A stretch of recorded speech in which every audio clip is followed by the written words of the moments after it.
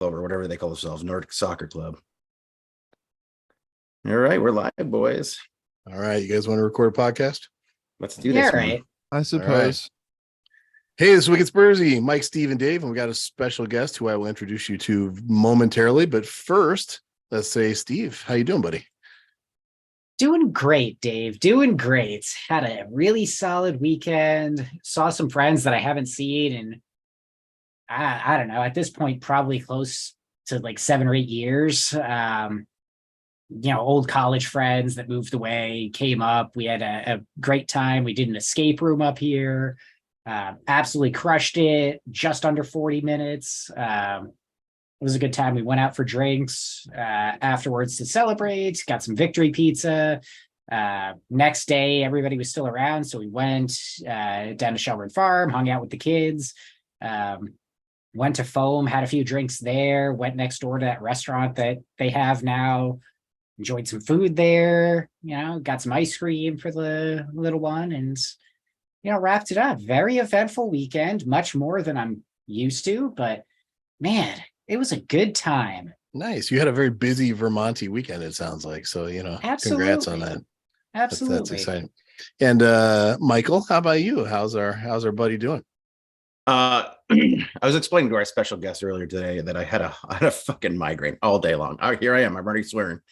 Had a migraine all day long. Just started my vacation, and this is how it works out. But I had some coffee, which means I'll not be able to sleep tonight. And everything is right with the world right now. But this weekend was awesome. Didn't have to watch Spurs. Didn't get to watch the Vermont Greens live stream, because there is no live stream in USL2 for probably 50 to 60% of the goddamn teams. But I did get to go down to the Mount Snow area. Dover's a beautiful little town.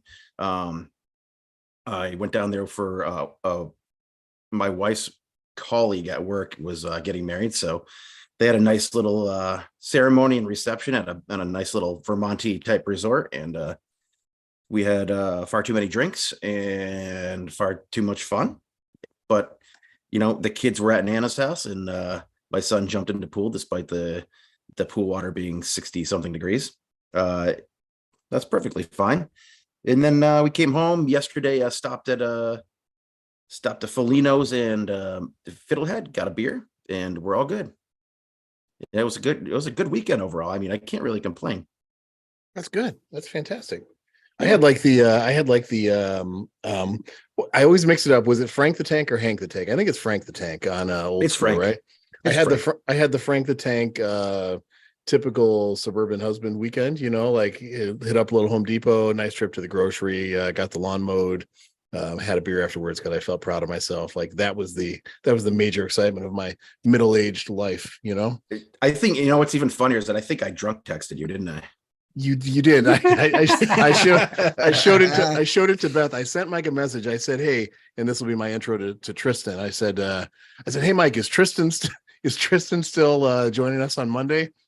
I don't get an answer back to it. I just get, I'm hammered. That's all I get from Mike is I'm hammered. And then I get a picture of like this devious guy somewhere who was apparently at some sort of wedding having a good time. But enough about Mike. I want to welcome Tristan. So what we've got is a friend and host of the Howlers podcast, and also the sole Spurs supporter on that crew. So Tristan, first, congratulations on surviving something like that. But second, welcome. And third, we would love to hear a little bit about you and tell us, the whole Spurs journey. How did you get afflicted with the sickness we all share? And, what's that look like for you? Welcome.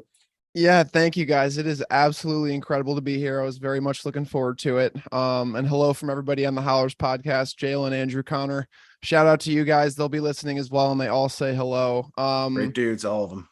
Yeah, my Spurs sickness, the one that we do all share. I guess I started watching Premier League maybe between 10 and 12 years ago. And oddly enough, the thing I loved most about watching Spurs was that they felt like the little guy that were punching upwards and still getting results here and there, and had a young sort of awkward guy by the name of Harry Kane prancing around up near the goal and just starting to get people's attention. So we're about 60 or 70,000 seats richer in our new stadium, but it still kind of feels like we're that smaller team punching up still, oddly enough. I know that's a moniker we're all so desperately trying to escape. But it's still, I mean, I've met a lot of incredible people, not just through Tottenham, but just through watching the game as a whole. I mean, the proof is in the pudding. We had an awesome time up visiting you guys last weekend, so we'll definitely be back up soon. But yeah, till then it's transfer window time, and I'd say the nice part of the weekend, and I'm sure you guys have plenty to say about this, is we are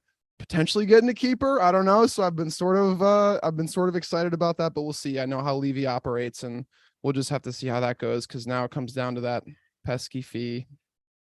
The old pesky fee. Before we get to that, before we get transfers, what a difference a couple weeks make, right?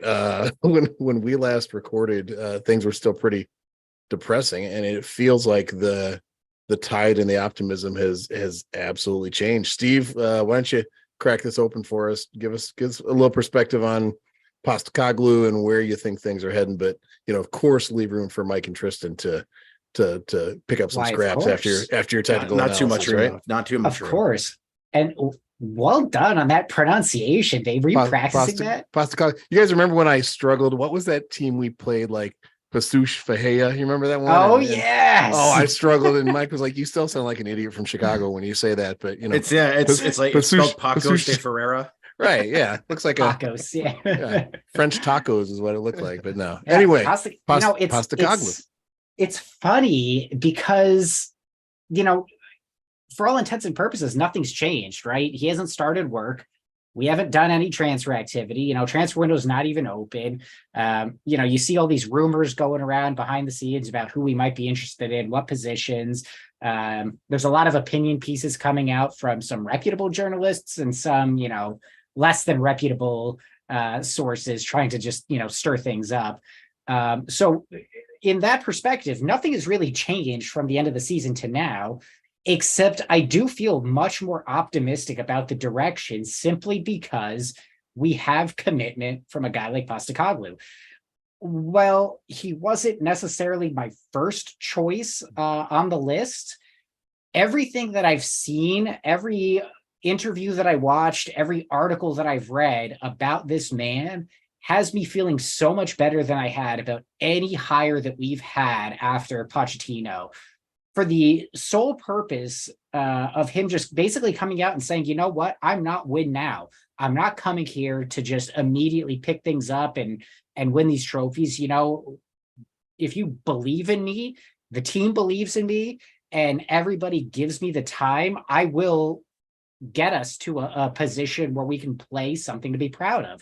But it's not going to be an immediate thing. And I just think from the offset, having somebody like that come into a club like Spurs and just level set immediately, like, don't have high expectations. Some people take almost like an offense to that, like, oh, well, we need people to come in here and have that immediate impact. We've tried that. We got Mourinho, we got Conte, big name managers, win now managers. And what have we got to show for that? Fucking nothing. We've had nothing to show for two of the bigger names that have ever managed this team. And honestly, getting behind somebody who is going to get us back to the Spurs DNA of attacking football, somebody who is honest and accountable in his actions. He in one of the interviews I watched, he flat out said, for better or worse, I'm the manager. I put the team out there. If they don't perform, that's on me. Great. I love to hear it. The other big thing that I really loved listening that kind of reinforced my belief in him was this concept that he was talking about in an interview that he gave to, I think it was Scottish TV, where he was mentioning how, when he's getting these scouting reports, right, for different players, scout comes and they give him a list of 10 different players. Obviously they're all good players. That's what the scouts' job's for. They're supposed to identify good players. He said what makes them different is their character, their personality. And to him, character and personality is just as important as their technical ability.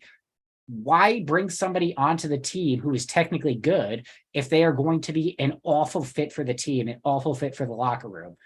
I much prefer his approach to looking at the individual, figuring out where they're going to fit in, and going in that direction, right? And I don't want to get too carried away, but I'm sure one of you guys will also talk about his way of kind of providing opportunities to people who don't often get them. Another big win for me. But honestly, like I'm so hyped on Postacoglu right now that I could spend the next hour just talking about all the different ways that he has impressed me in the interviews and articles that I've read. But I'm not the only person on this podcast, so maybe I'll shut up for a bit and let one of these other guys talk. Steve's had this bottled up for like a week. I'm now. so He's been excited. He's ready. Like he's ready. You just open the box, Dave. It's nice I to will feel say, that way you every know, once in a while with this team. Like I said, Steve sounds like you sound like you're ready to be hurt again, is really what I'm hearing. Like I'm pumped. you're ready to jump back in, aren't you? But even though he wasn't my first choice, he was still top 3 for me, right? Like Nagelsmann, I think would have been fantastic. Slot was up there as well. But I had Postacoglu at that same level of Slot, like, just beneath Nagelsmann as a great potential candidate. So I'm really hyped we got him. And then there's your number 4, your boy Gallardo, the Argentinian, right? Who you've been talking about. Yeah, Gallardo would have been an interesting one, completely out of left field. Absolutely. But Tristan, what do you think? Building on Steve's perspective, how do you see it? Oh, I think Steve brings up a great point in trying to set a correct bar going into the season. When he first came in, it sort of gave me rumblings of Nuno, not in the sense of how I think it'll end, but I just know how this team operates. I know how Levy operates in terms of sometimes giving patience to these managers. He sort of asks a lot and doesn't give that much. And I feel like coaches of all levels are victims of that, some more vocal than others. But I agree. I think it would be kind of pointless to not be excited about a new manager of any kind. Why not make the guy feel welcome? So I definitely love the mindset. I'm excited about it too. He does seem to want to return to that 4-4-3, sort of more simple attacking. Let's possess and play a little bit of ball. The thing that we've all been drained of for the last couple seasons. Right now, I don't know that we have the squad to maybe succeed as much as we'd like. But again, that goes into setting that bar, understanding we might get whooped, might drop a few points while we start to figure this out.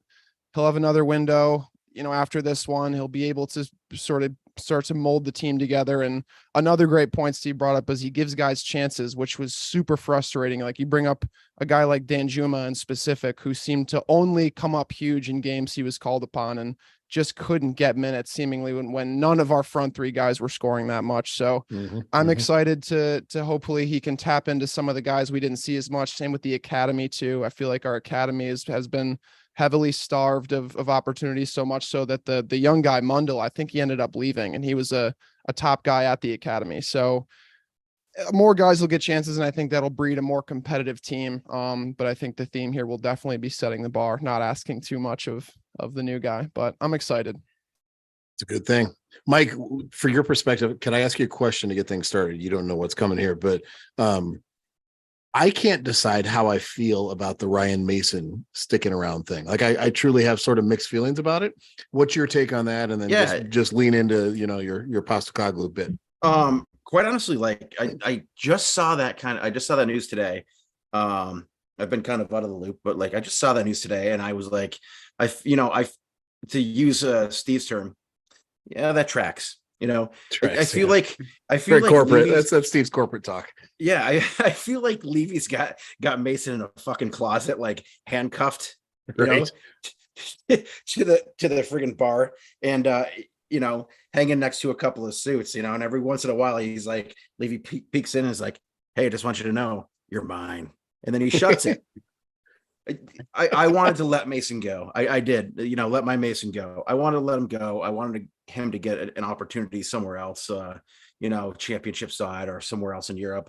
But maybe it's just the matter that he just actually wants to stay. I mean, it could be one or the other or none of the above. It's just, I love Ryan Mason, and I just don't want him to be the guy that when the fans fall all over themselves to get Postacoglu out for not succeeding immediately, that Ryan Mason's going to be the guy that gets called on again to try and figure it out because of the system that the manager he's coaching under plays.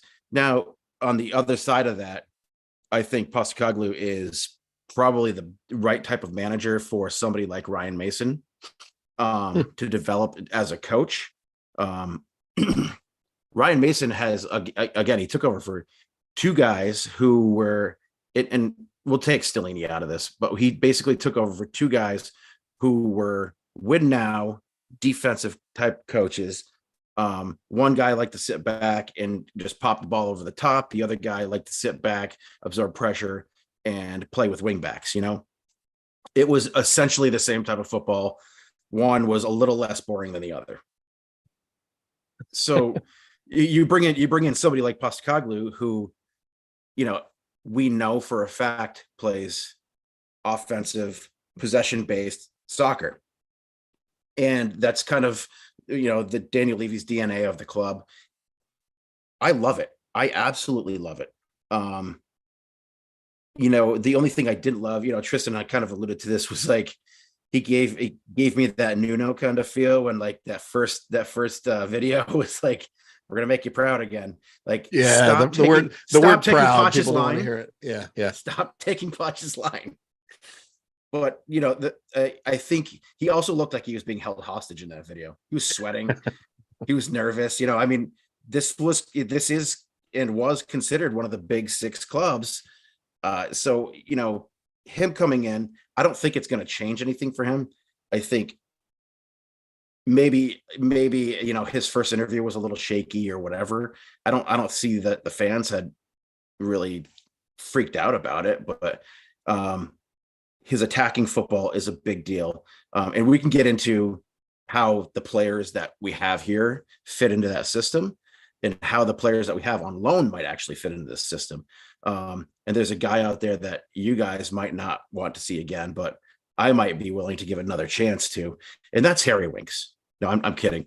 I would give Harry Winks a shot at this system, because I think he'd probably be perfect for that kind of number. He kind of plays with like Postacoglu, kind of with like a double number six, 2 6s and an 8 almost. But we can talk about anything you want from here on out, because the world is our oyster here. We don't know what's going to happen. So let's just throw some shit out there and see what sticks.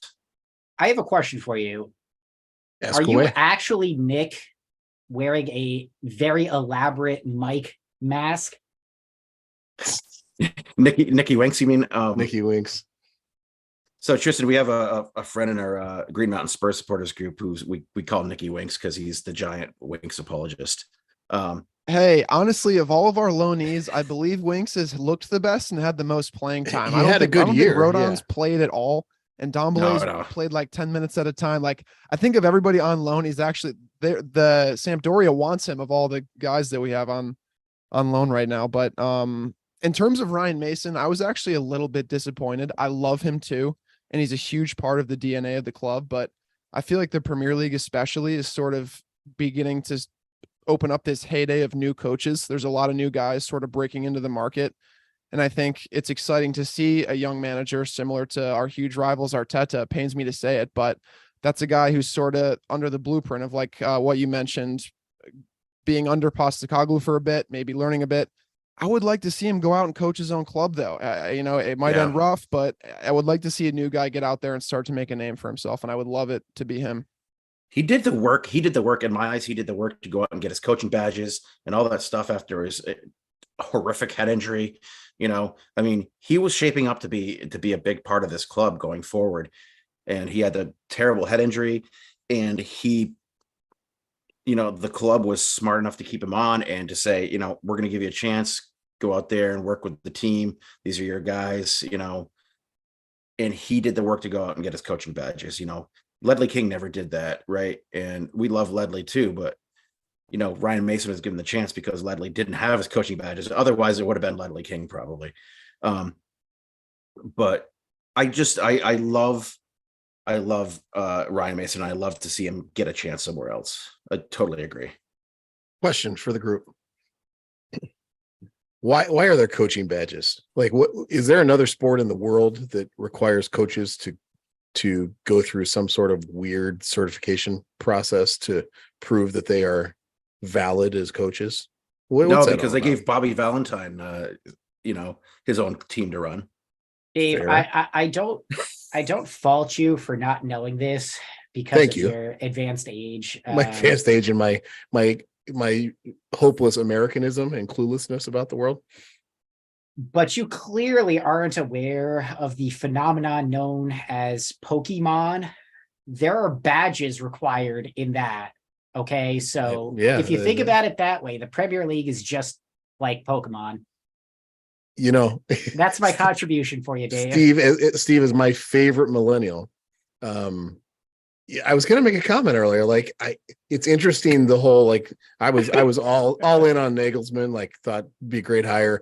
The whole thing about the profile of the coach. You know, we needed some dude in his early to mid 30s who's fired up and ready. I'm kind of excited. We have an almost 60-year-old guy. Yeah. He's not like a West Ham manager, right? But he's a grown man who's been around a little bit. I'm sort of excited about that. So Tristan, you're the you can guy go who smoke torpedoed show. my chances at the club job. that's exactly right. You can go like smoke show, like Scotty Parker and the Cardigans, or you can go Right. like Bielsa, like a pudgy guy sitting on a bucket for the entire Right. game. Like, I like that we've There kind of you found the sweet spot in between, you know. Tottenham's. I like I'm it. still deciding what Tottenham are. I don't know what's going to work out better, but I'm glad we went crotchety. I'm with you there. Very good. I Appreciate that. I look at Postecoglou too. I look at Postecoglou and I see his picture and I'm like, this guy's fiery. He's a fucking asshole. You know, he's like the uncle that will come over to your house for like the barbecue and he'll yell at you and you're like, Dad, and he's like, I don't know. I'm not saying anything to him. And then I hear his interviews and I'm like, this is a fucking nice guy. Right. Well, the Australian accent helps too, right? Like it softens the whole vibe a bit. You know, You who think he yeah? reminds me of though? Postecoglou. He reminds me of Paul Hollywood from the Great British Baking Show. Jesus Christ. Back to this. I can't look at him without wanting a cupcake. I mean, this is going to be a hard season for my belt line. For your belt line, as long as he's cooking you delicious confections. So I'm an adult. I have a car. I'll just go buy it. Come on, Mike. I think we should talk about one glaring issue. And that is Eric Dyer. no. Yes. No. Yes. Different glaring issue. Yes. Okay, you want to talk about Eric Dyer? I was So gonna talk much about of that. I was gonna talk about our number 9, number 10. But There's no glaring issue there. Let him go. Adios, Harry. See you later. Done. Let's talk about Eric Dyer. do you want to talk about Eric Dyer? Because here's my take. I on think so. Eric Dyer. Tristan got fired up when you said that. Yeah, so yeah, I think yeah. we owe it to our guest. I kind of revealed myself. The guys Yeah. really, they hold me down a lot. They do a good job of this because obviously so many years of watching that guy can really rile you up. And I won't lie that he's had like short resurgences and a lot of people start to go, oh, is he actually a world-class center back who we're going to be able to just grow into this beast? But I mean, not even just him too. You can single him out, but like not even having replaced 3 or 4 defenders I could name at this point that have been here for a very, very long time. It's a song that we've all been singing for quite some time, but a position like center back too. I mean, it seems like we've come so close. Kim Min-jae, who ended up going to Napoli, we were like very close to signing, and he's now a world beater. He's going to go for crazy fees. I can just name so many defenders we've missed out on, and We signed Joe Roden instead. I mean, how like do you guys also feel like we'll never get rid of him? Does it feel at that point like this is It kind of does, gonna yeah. be here till he retires when he's 50? No, just in case we need somebody to go into the stands and beat somebody up. Yes. Or someone to Eric make Dyer, us.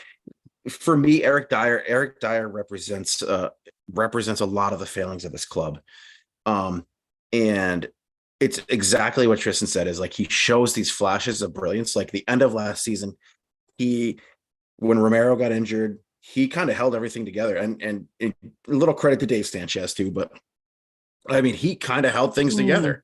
Un poquito. Yeah. We're back there, yes. But Eric Dyer represents a lot of the problems with this club, which is like when he was with Pochettino, he came in, he was young, he was exciting, he was part of the England squad. He also got transformed into a CDM, right? In Pochettino's system. He was part of that diamond, and it worked well for a little bit until the end with Pochettino, where we didn't know what to do with the guy. We were playing, we went back to that diamond, that safety net that Pochettino goes back to, his diamond his diamond formation, and it really showed a lot of Eric Dyer's weaknesses. So Pochettino leaves, Mourinho comes in and says, "Oh no, you're a center back. You're a natural center back. We're putting you back there. You're going to play defense." And then he has had these flashes of like, holy shit, there's a player there. I mean, there, the same can be said for a Harry Maguire, which, oddly enough, there are rumors, ITK, about Spurs. I don't think he's ever coming here. I mean, Harry Maguire may not find a spot in the Premier League, but there's too many gaps there. But Eric Dyer showed a lot of those gaps this year, and be it overconfidence, be it the fact that he's got no competition there.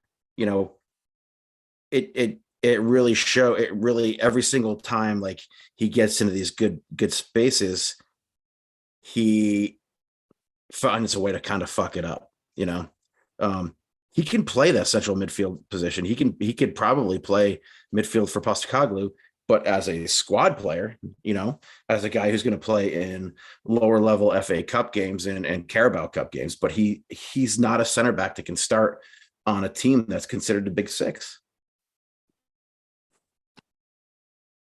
God damn it. I'm on fire today, Dave.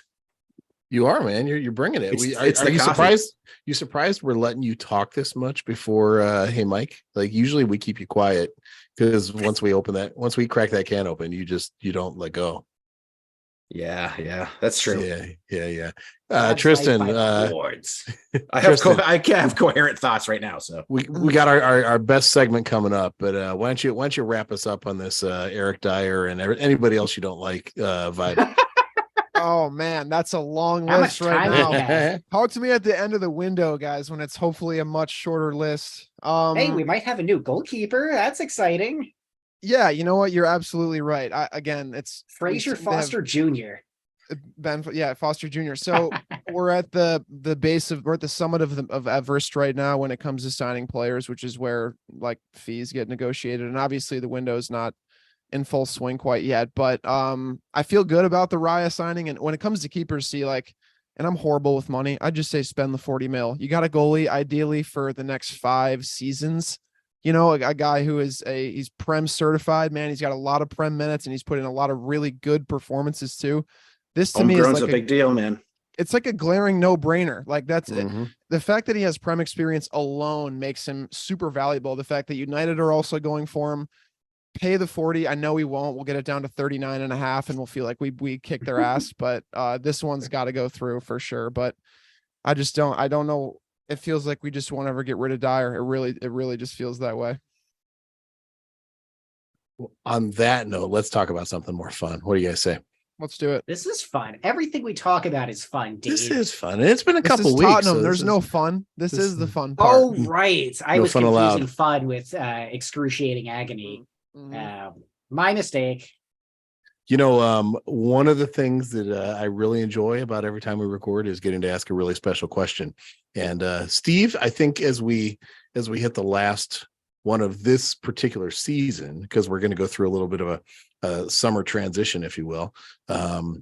Steve, why don't you ask questions on your mind? What do you got?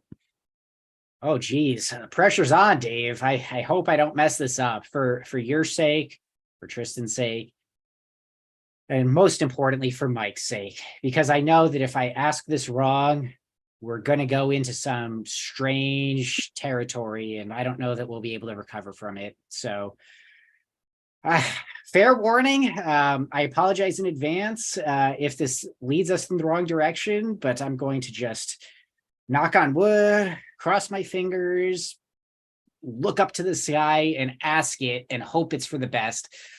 Hey, Mike, what you drinking? Oh, Steve. You know what? I'm glad you asked that. I love it when you ask that. I really do.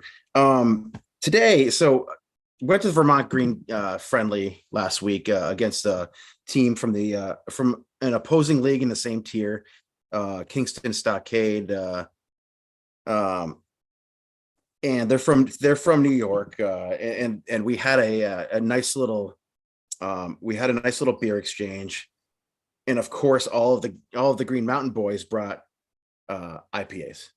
every single one of us brought IPAs. And we got there and they had like a vast array of all different kinds of beers.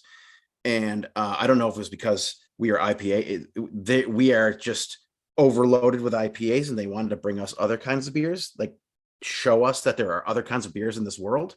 No. Or we were very short-sighted and didn't think, hey, there are other types of beers in Vermont than just IPAs. That said, the guys at from their supporters group, they're wonderful guys.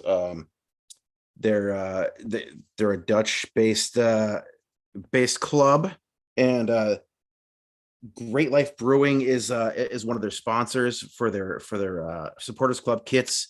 They use Olive and York, which are great kit makers. I got a scarf and I got a kit in exchange for a scarf and a kit, which was very nice. So you're drinking the scarf and the kit? I am not. What they did Man, bring from that for would have me, been a really insane. Hey, Mike, what they I blended did, up the scarf and kit. what they I'm gonna did bring drink it for right me now. is a beer, and it's from Millhouse Brewing. Steve, you see Mike get mad when you were kind of interrupting his flow there. He was Yeah, I don't got a like little salty. I don't like his nonsense sometimes. Yeah. He comes on really hard. My Well, nonsense. That's what you said. Yeah, exactly. That's what No. I'm starting to get a okay. sense Did you of the say- dynamic here. I like it. Steve Yeah, sort of good, pokes good. the fire a little bit. We Mike tend keeps to things both interesting. poke. Yeah, Mike They- just David they takes tries both to poke the reel him fucking in, fire. but Yeah. I It's like always the Millhouse it's fire. well Brewing? deserved. This beer- Millhouse always beer comes is back called- to Simpsons, doesn't it? This beer is Well, called now I'm Cucumber. curious. Cucumber Blessings. I hate cucumbers. That sounds Um, terrible. It does. Are cucumbers pickles? No. Are Pickles pickles are cucumbers. cucumbers? Pickles are cucumbers. All right, just want to. They're not the same. They taste different. Different consistency, Cucumber that kind of blessing. stuff, you know. Different pod. Cucumber Blessings, very plain. It's a cream ale. What? What the? Yeah. So this beer, it says, inspired by the Buddhist ceremony, Cucumber Blessings is our way to help your village through long, hot days, summer, crisp, dry, and refreshing. Now I we don't know think why these Buddhists guys drink brought you this beer. These guys like this beer The sucks. Buddhists Let's give it drink? to Are Mike. they? Yeah, Yeah, right. right. I think that's part of the whole thing of Buddhism is you're not supposed to drink. If I had but read that, I would have been like, "You guys are full of shit." I'm not It comes out. familiar. It's out of Poughkeepsie, New York. So I mean, Out of Poughkeepsie, a lot of not a Buddhists in lot comes out of Poughkeepsie, you know. Poughkeepsie. A lot of Buddhists there. Yeah. Cucumber ale, IBU of 17, Oh my 5.2%. Yeah. So it's not very hoppy. It's made with Liberty hops, which is in like almost all American ales. I think Mike's gonna hate this. Steve, what do you think? I hate I hate Is there cucumbers. any I just other want you to outcome? know. I hate everything I've heard so far. The salad at the wedding this weekend, I gave my wife every single cucumber that was in the I'm with salad. you. How do you feel about little like tomatoes in a salad too? Do you get rid of them or do you eat them? No, I keep them. I keep them. Nah, I yuck. take the cucumbers over. Pass them on. Easy. Cucumbers are gross. But just looking at some of these reviews, This beer smells like cucumbers. I put it in my yeah, handy dandy this is gonna Beavertown be glass. rough. Gotta like the Beavertown glass. Yep. Yeah. Beavertown is our favorite brewery that we've never been to. Right outside of it's in Tottenham. So Tristan, sorry if you expected more football. This is really kind of Ah, where we make I our like money, it. pretty much. Little Tottenham as possible. I'm okay with that.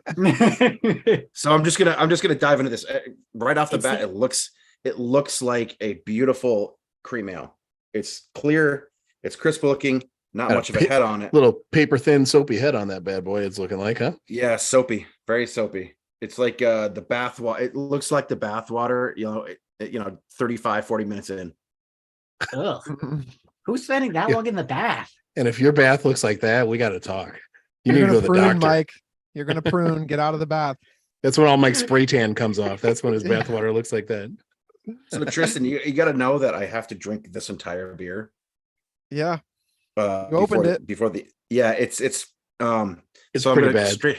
straight off the bat. I was warned that I might not like it. Mm. But then I was also warned that I might love it. Mm. This beer, It's the former. it's the former. It is one of the most terrible beers I've ever drank in my life. That was honest and beautiful. It doesn't one taste of like the beer. most terrible beers. It That's tastes beautiful. just I wish I had done this other beer that they brought me, which is called Sapsucker. It's a saison. And I wish I had done that. It's made with maple sap, but fuck New York maple. This beer's not good. I don't know why they thought they would like get away with this shit. I honestly might try and get my wife to drink it because I'm not going to get. Why would you do that to your wife? What's that? She all loves about? cucumbers. It tastes Yeah, but she's a like nice biting lady. into a cucumber. It doesn't taste like a beer at all. You know, Mike, if it's I had a funny you wife, mentioned I would that. make her drink bad beer. You would or would not, Tristan? You would. I would not. I would drink. the I'm bad with beer. you, man. I If wouldn't I do had that a to my wife, if I had a wife, I would If you had a do wife. that. Well, one way to get a wife is not to make a woman Yeah. drink bad beer. Yeah. Yeah. I'm actually this beer is so bad that I wish that I hadn't put it in my glass. My nice. Is this the paper towel worst glass. beer you've ever had? It is Is no. it What worse than was Florida the Man? Florida. Florida? man, No, that was- Florida yeah. Man wasn't the worst. It was that one from that brewery in New Hampshire. Was it? It was the hip to the hop or whatever it was called or something like that. Oh, yeah. It had like the yeah. Beastie Boys like Yep, kind of taste. yep, to Oh it. yeah. Yep. Yeah, they that tried. beer was fucking terrible. Not the This beer colonoscopy, might be drink. worse. I don't the know. colonoscopy drink. Yeah, we reviewed the colonoscopy drink too, Tristan. Mike and his orange drank. So Okay, so So how about a rating, Michael? What do you got? this beer is not so it doesn't taste, it doesn't give you any of that. It gives you the crispness, the cleanness of a Cucumber? of a cream ale. It drinks just like a cream ale, but it's so over cucumber that it ruins the entire beer. Maybe a hint of cucumber would have been okay, but it doesn't even taste like beer. Wait, before you rate this question, would someone who like doesn't really like beer but likes, cucumber water and they want to go to like yoga class, like that whole type of vibe, would they dig this beer? Like, is there a thing there? It's a possibility. Do you want me to call Amy down here right now? I think you should. I would be really curious what your wife would say about it. Okay. I'm going to text her. She's upstairs, but I'm going to text Very her. nice. another guest appearance. This is Oh, a no. first time opportunity on Wicked Spursy. Yes, I'm jacked about this. I didn't even have to marry one of you guys to come on. You just let me on though. It's true. It's true. So here's the deal. This beer for me is going to get a 2.1 Wow. Oh, wow. Still in out the of 5. twos. Out of 5. It's a 2.1. Really, really Well, generous, Michael. Really generous. Here's the deal. It says what it's supposed to be. Right? It That's says fair. what it's supposed to It's be. just a It's fair a flavor. cream Okay. ale. All right. It does what it's supposed to do. It's just not a good beer. It's like, I think even cucumber people would be like, For people. she said, why? Tell her That's a David. fair David question. Steve asked her to. Tell her that. Then she'll definitely. It's important. It's a matter of I don't know, Here she comes. my entertainment for the next few minutes. Try this beer. It's called Cucumber Blessings. It tastes like cucumbers. Bonus points if she comes on camera. I tried it, yeah. Dave said bonus points if you come on screen. She said no. She's not. That's okay. Well, for all our listeners out there, you can just pretend Mike has a wife. That's disgusting. She says You hear that? disgusting. Is that what She said that's disgusting. Yeah. Oh. Tough All night right, for there that goes beer. there goes the yoga water theory. All right, out the door. So Bye. it's a beer for nobody. Okay. Thank you for All right. guest appearing. So now, how about a song for this lovely beer that you have God. been enjoying? I love it when he has to do the bad songs because Right, because it's It's got to be a just- song he hates to go with the beer he hates, right? It doesn't have to be a song I hate. it just has to Okay. be a bad song. It just has to kind of no. It doesn't have to be a bad song either. It has to be any kind of a song that reflects what I'm feeling about this beer. And So an angry song. Right. second- Disappointed. It's the second second you worst just- ever. it's the second you said, give me a song, I thought one thing. And you can give it the 9 Inch Nails version or the Johnny Cash version. Probably the 9 Inch Nails version. Hurt. Great song. Yeah, you It's a can't fucking associate- fantastic Great song. song. But I hurt myself today. You can't associate Johnny Cash with shitty beer. That just doesn't happen. 9 Inch Nails, sure. Go for it. Well, I mean, you can't Trent Reznor either, but this beer is fucking awful and I have to finish it, which is sad. But congrats to you, Millhouse Brewing. Millhouse. Everything's not coming up Millhouse. Everything's not coming up Millhouse. All right.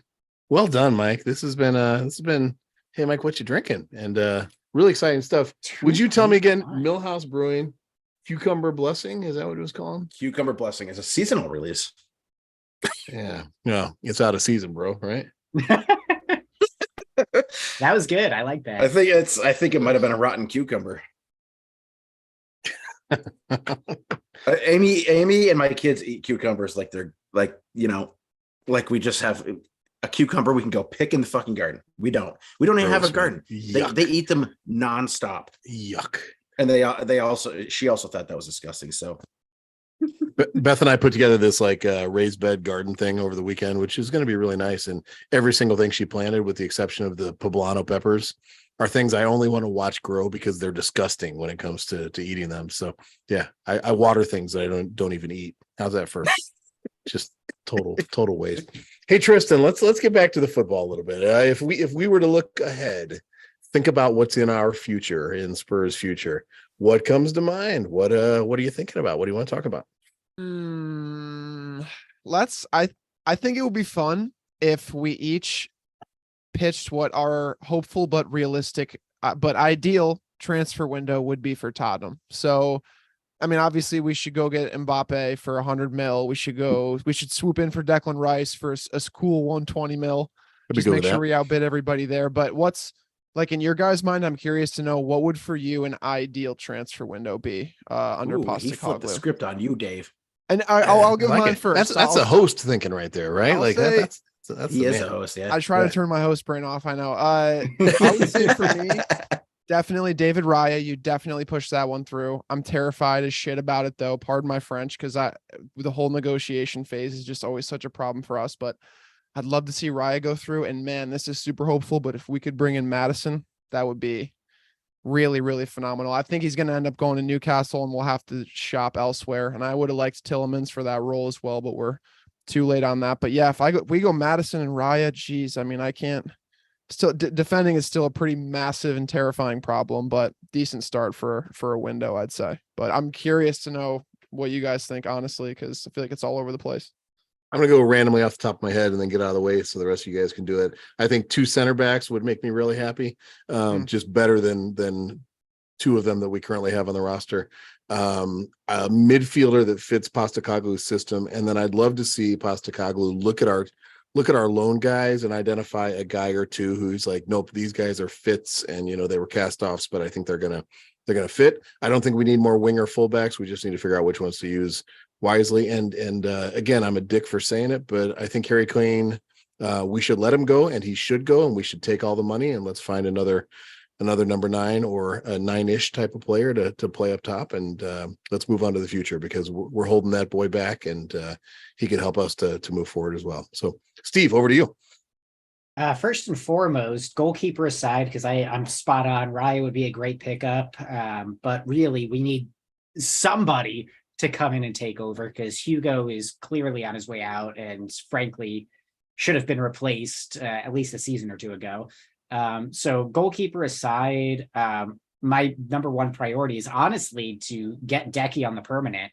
I think he's a type of player who would thrive in a Postecoglou system, whether he's playing out wide right or even more centrally as like an attacking mid-type player.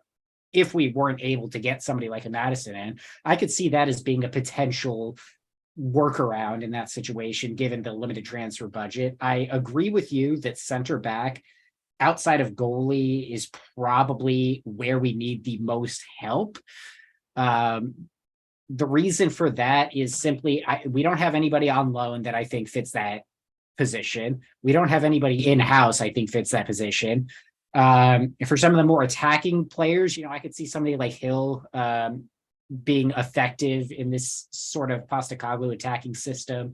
I could see, I don't know, Ndombele, I want God just because I can't stand the guy anymore at all. But we've got Destiny coming in. Like, he's had another fantastic season. He's going to do some really great things for us. A little bit different position, but I could see him working out. So for me, center back for sure. I think a creative player like a Madison would be a great pickup as well. But I do think you're right. I think Newcastle, the only thing we have over Newcastle is destination, right? Like if he wants to be in London, we can offer him that. If he wants to play in Champions League, we're not there this season. But yeah, I think honestly, like if we could focus on shoring up our defense, I think, especially if we do hold on to Kane, our attacking options, whether they're what we currently have in the squad, coming back from injury or coming back from loan, I think we could make do with that at least until January. But we cannot go half a season with the same defenders. We need to get rid of, again, Eric Dyer cannot be the starting defender. Romero is fine as long as we've got somebody to like remind him not to do Romero things every once in a while. But yeah, I think we got to shore up that defense, got to get the goalie, got to get the center back, and then a creative player for sure if we're going to play in that Postacoglu system. But even then, as long as Decky, we make that permanent, I think he could fit that position and do okay. Steve, it's right up the spine, as our buddy future all-star baseball player Jake Berger said, right? Like it's that center of the park from the goal on up. Mike, what do you think? Is he a future all-star? I mean, He's a future all-star, bro. Dude on, is man. Jake, he's blowing bringing cover. it. He's blowing covers off the ball. He is. So our friend Wendy got to see him hit the Wendy from the Extra Inch got to see him hit the Grand Slam walk-off, Grand right? Slam walk-off. That's our So boy. Tristan, I didn't know if you knew this, but the third baseman from Chicago White Sox and friend of the pod and guest on the pod, Jake Berger is a Spurs supporter. No way. Yeah, it's kind of cool. Dave found this out just through social media because he's a Chicago guy, and we had him on the pod, and he was just amazingly wonderful guy. You know, That's young incredible. kid, Good dude. does- Yeah. Yep. doesn't We travel in gotta, the same. we gotta circles as tap Dave into and the I, but- celebrity Spurs market. Honestly, I feel like we should just reach out to more people who just reveal themselves as Tottenham fans and be like, "Hey, why I don't you tried come Steve on?" Nash and Spider-Man, and it didn't work. Steve Nash has And got to be the top of that list, right? Like, And he's- Adele go has from not top. Adele has not returned my DM yet. I don't know what's Oh, going on with that. no. I'm not Ted sure. Lasso, he hasn't gotten back to you Yeah. either. Ted Lasso would be a great guest. Either in So- character or out of character, right? Like we Yeah. take either version of Ted. Either one. So yeah. Where the fuck was I going? Anyway, Jake Berger, yeah. Transfers or So transfers, ideal. right? Yeah. So ideal transfer window for me. We got to get two center backs in. Kim and Jay Bastoni are out of the fucking question. Who do you turn to next? Can't really turn to the youth academy. That's not hugely. We don't have a huge,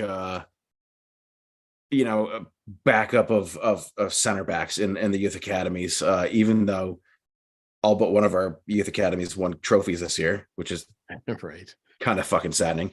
But obviously we need two center backs in. We need to get rid of two center backs.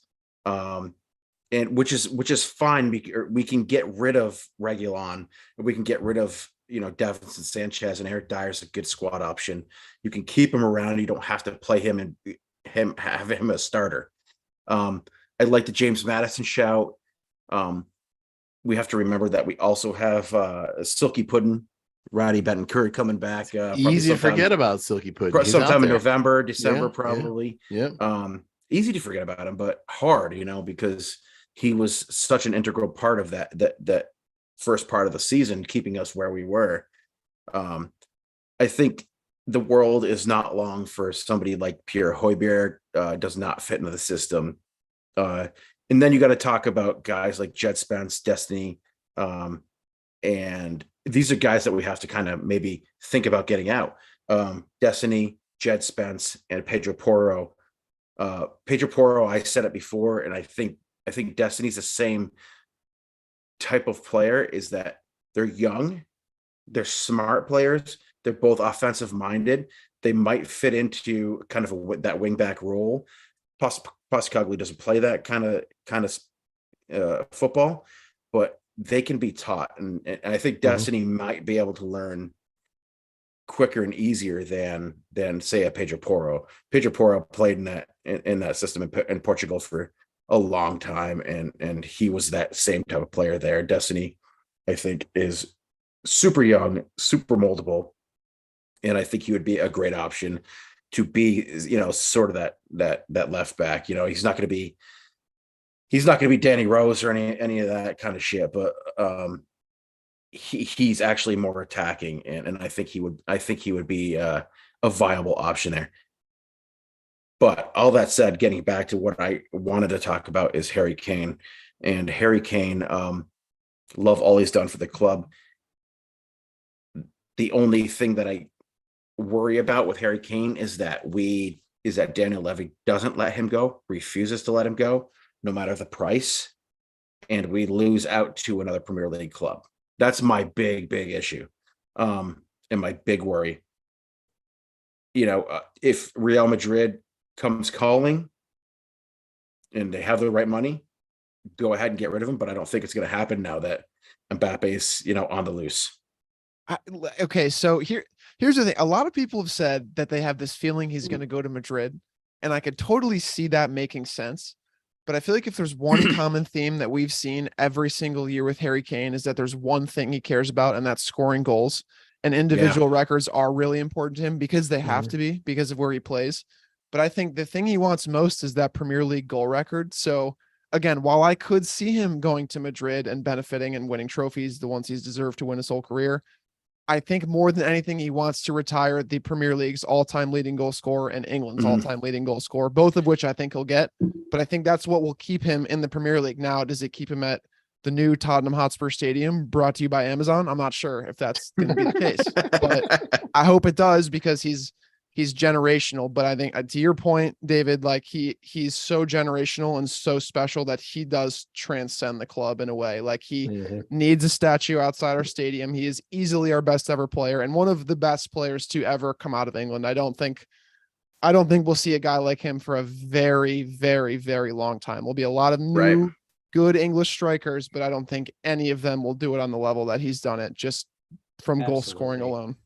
Yeah, here's my question to you guys, though. Do you think, and I know we're coming up on time here, Dave, but do you guys think that this system, for me, doesn't suit somebody like Harry Kane? Because like Celtic, if you watch her, I can't remember the guy's name, but if you watch your number 9, a lot of running behind, running in behind, right? He does that running. They do that running in from behind. Harry Kane's not doing that shit, man. But Sonny does. So like, can they? Sonny does. Can they drop Harry? You can turn Harry into a hybrid kind of 9-10. But we also thrived. He thrived as that a couple of years ago, right? Kind of. Yeah. I mean, he's never going to be a center back at this point. Yeah, that's true. He turns really well. He doesn't turn as well as a Dembele. But we need to have a player who can play a 10 like that in this system. But I think Sonny is getting up there in age, right? So you cannot rely on Harry Kane and Sonny to run your front for the foreseeable future. So what do you do? Do you get rid of Kane? Do you get rid of Son and say, let's start from scratch? Like, let's throw some sugar in the yeast and see what happens. Grow that bread. Or do you want to say, entice a few players to come and play with Son and Kane? I think Madison is entirely possible. I think that JWP might have been entirely possible. Not a lot of people talking about that, but like you have players that are in the championship now that are entirely possible to come to Tottenham. And you also have a few players that are maybe out of favor coming from Europe there that are not necessarily super young, but have experience playing in the leagues that they're in and could translate. Like, I'm not suggesting that maybe Postecoglou brings in any of his Celtic players, maybe other than Jota, but like that guy might translate into a Premier League type of a player. But it's funny thing about transfers, Mike. I saw a picture online the other day, and thinking about it, it had to be from the 2020 season. And I think it was a Champions League picture, like, the pregame when the teams do that like awkward team photo, that whole vibe that everybody looks a little bit uncomfortable in. They were wearing the highlighter blue uniforms with the collar, the ones I'm talking about. Those are dope. Yeah. That was Highlighter 2019. Yeah. Was it 1920 or 1819? No, it was 1920. Yeah. So it was that season, and it was before the match where they were playing. I think it was like Red Star Belgrade, where they were at their stadium, where there's like cannons going off and fireworks and all that kind of crazy crap. People light the stands on fire. The Spurs squad, of every player on that team, only two guys, Sonny and Kane, from that starting lineup that day are still even affiliated with Spurs. Once Hugo's gone, Hugo was in the mix, but like it's amazing to think back. 2020 Champions League match, 2 guys out of 11 remain. I mean, we act like nothing's happened. We act like we haven't done anything, but there have been moves. They just haven't really been the right moves. Yeah, the problem is we have 10 players out on loan right now. Yeah.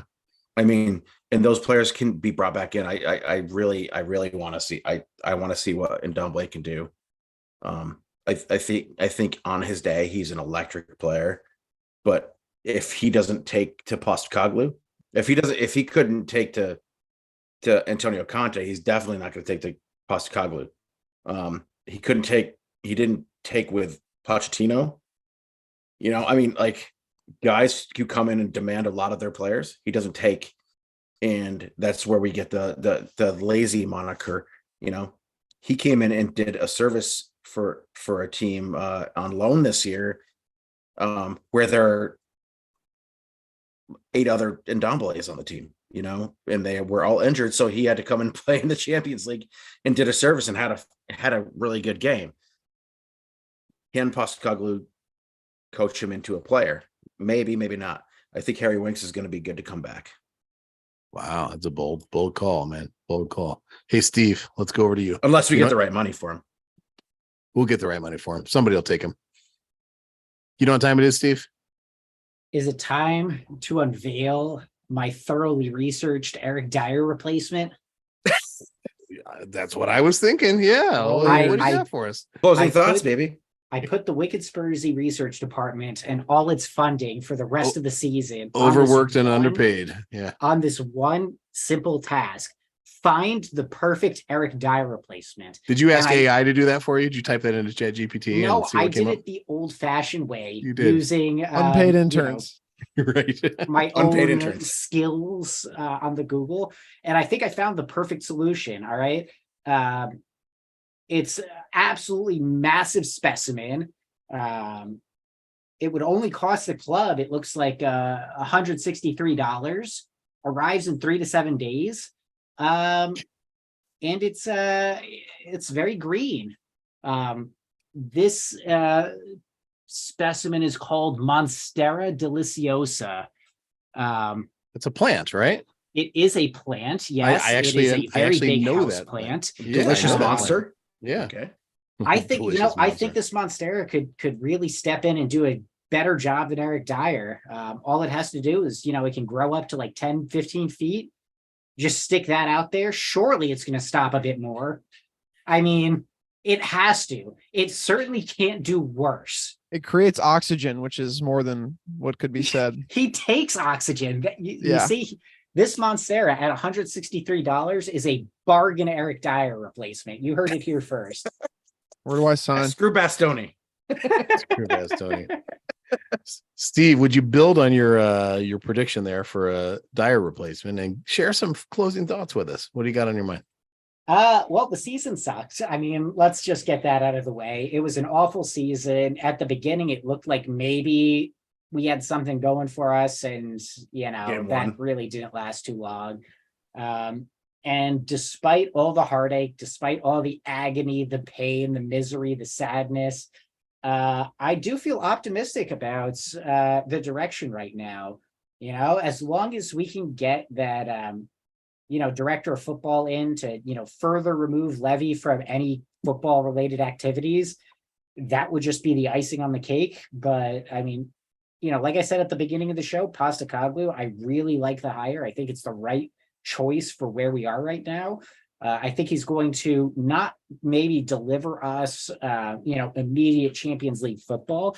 But to be honest, going into next season, like if we ended mid-table, but we were playing attacking football, and we looked like we had a plan, we looked like things were coming together, and at the end of the season, it looks like we're kind of ramping up into something.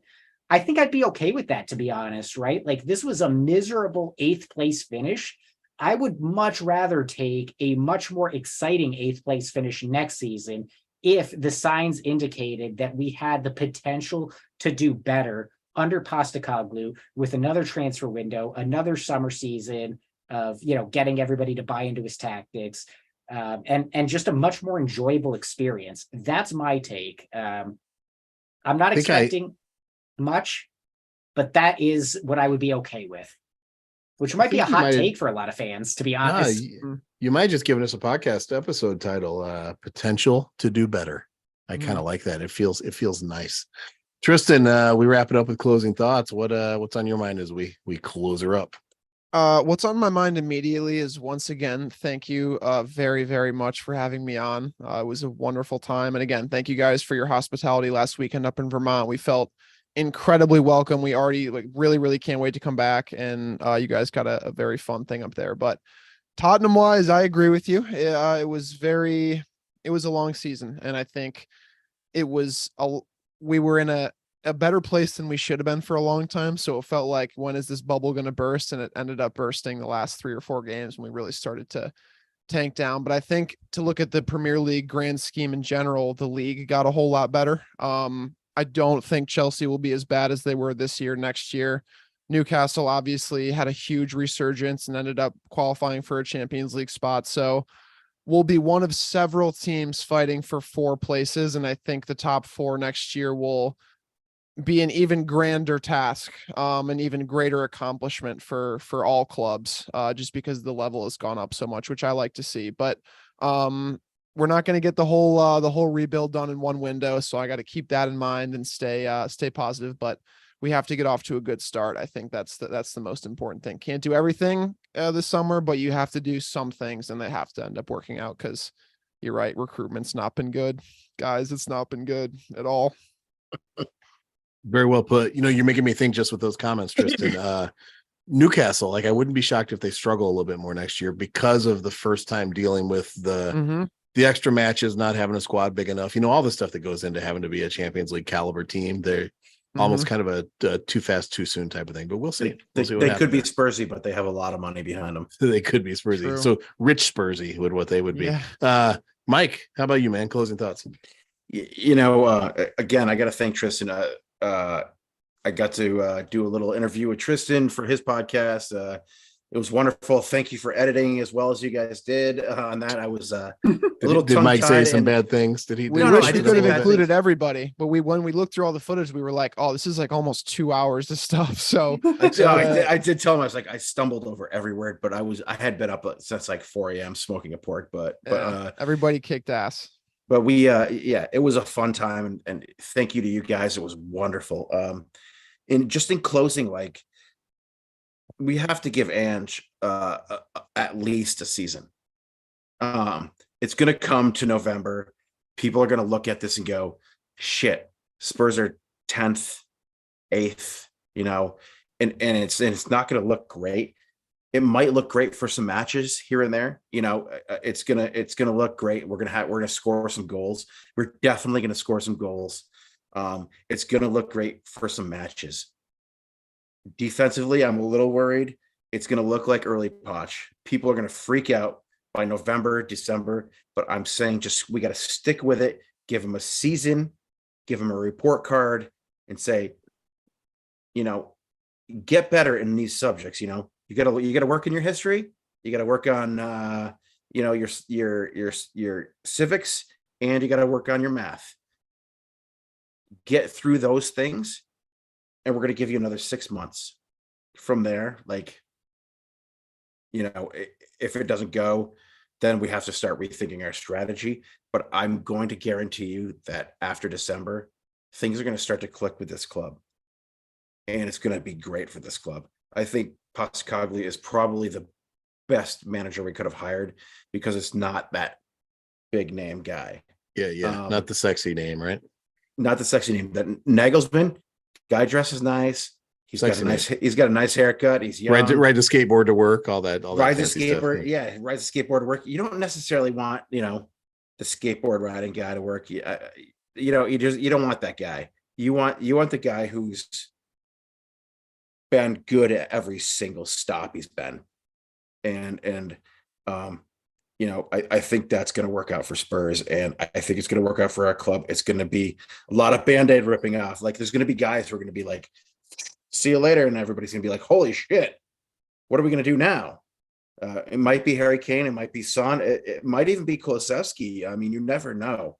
We still haven't gotten Decky back on the roles, but I think Decky would be a perfect addition in this system.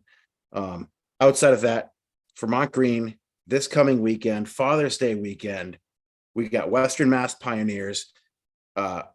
We actually have game in hand on them, and we're level with them right now. They love to draw. Vermont Green scored 6 on Boston City this weekend, and Seacoast lost to BlackRock. So, I mean, there's lots of things happening in USL2 right now, but any of you listeners that are local, come down to Virtue Field. It's going to be electric this weekend. I'm not going to get there till game time, but guess what? I'm one of the Green Mountain boys, and I have the megaphone. So at game time, it's going to be on. So let's go do this. I'm telling you right now, we've added 2 players this week who are electric. One of them is from Syracuse, and the other is Nate Jones, that All-American first team defender, center back from University of Washington, who's just started training today. And I've been told by our friend Patrick Inferno that he is looking electric. Do you want to step in for Eric Dyer? You guys want to know what word Mike has said 5 times on tonight's pod? Electric. Electric. He's electric. All right. Here's my closing thoughts. I got 2 closing thoughts for you. I'm going to be cynical Dave for a moment, and then I'm just going to be, my normal nice self. Cynical Dave. I took the Tottenham Hotspur Supporters Trust survey today. Showed up in my email inbox because I was like, hey, these guys asked for my opinion. I'm going to give it to them. You know what? I got to say, really disappointed. And here's what I mean. Tottenham Hotspur is a global club. Now, I realize there are some people in the world who wish it weren't, right? They wish that bastards like us who live in the States or in some other country didn't claim any ownership or affinity for their team. But really disappointing, like this group that is supposed to represent supporters is really only interested in the concerns and experience of the match-going fan, either home or away. And they're also interested in that match-going fan's perspective on whether they like Enoch or not. And I just, I'm hoping there's a couple members of the trust that listen to our podcast. If they're smart, they do. If they ignore us, so be it. But there's a few hundred, Dave. I just want to encourage, members of that group. There are people out there who don't necessarily think like you or live where you are, but who still love the club the same way you love the club, and their opinions matter too. So thanks for the opportunity to do a survey. Thanks for, I'm going to assume that my information will just be cast into the lives overseas bucket and nobody will care about it. But, it is what it is. We've talked about the trust before. Then the other thing I have to share is an admission, and this is for Mike and Steve. So Mike and Steve, you may have noticed throughout this season 3 of Wicked Spursy, there have been all kinds of circumstances where I have talked about just cheesy, dorky things from my childhood. And you may have seen a pattern there. Like I talked about like bad roast beef restaurants and Brady Bunch episodes and, all that type of stuff. And what I have to admit to you now is I've been doing that on a dare for about the last 4 months. My brother and sister, who are both listeners of the pod, were like, Dave, you need to work in stupid stuff from your childhood. And they were cueing me every week, like this week, Brady Bunch. So I would be coming into like a pod going, shit, how do I talk about Brady Bunch this week? And I'd have to wait for the opportunity to present itself. And I think I managed to pull it off, but it got pretty tough toward the end there where I was really struggling to do so. And I will admit tonight, no childhood references. The dare is completed. I met my objective. So thanks for tolerating me, boys. Sibling dares. I wish I had that. Sibling dares. Yeah. Sibling dares. Very exciting. Hey, with that, we're wrapping, boys. Season 3 wrapped up. We're going to do some Vermont Green stuff this summer, which will also be fun. So keep an eye out for us because we will be out there. But gentlemen, I love and appreciate you, Tristan. I'm glad you joined us, man. You are welcome anytime you like. And Steve, as we go away, what would you say to our good friends? Don't be an asshole. And Michael, what would you add? Our friend Lucas is gone. So I'm going to say up the Spurs. And